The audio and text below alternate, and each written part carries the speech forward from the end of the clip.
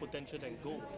Yeah, I take 90% of my cash and I invest that in silver, and I invest 10% of my cash in gold because for the first 2,000 years that gold and silver were money, silver's value averaged about 1/12 of gold's value.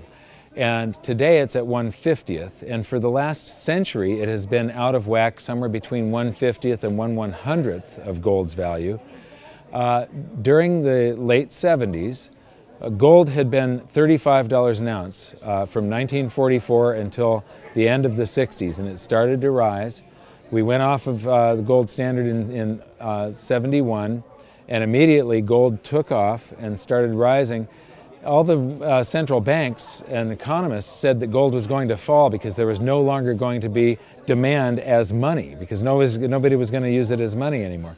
And instead of falling, it started to rise. And anybody that said that it was going to go to $100 was considered a lunatic.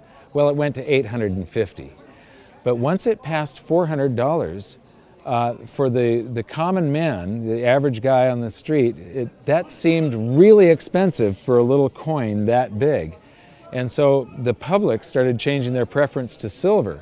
And when they did that, silver's value rose from 1/50th up to 1/16th of gold's value. So silver outperformed gold. Gold rose 24 times its price, silver rose 36. So I believe since there's less silver available today for investors to buy than there was back in 1980, and there's going to come a day where there's a rush toward it, and this time the silver story is getting out. Everybody's learning about it. I believe you're going to see silver do a spike where it'll go past 1/16th. It'll go to like 1/10th or 1/8th of gold's price, maybe 1/5. And so if you want 5 times more gold than you can afford today, buy silver.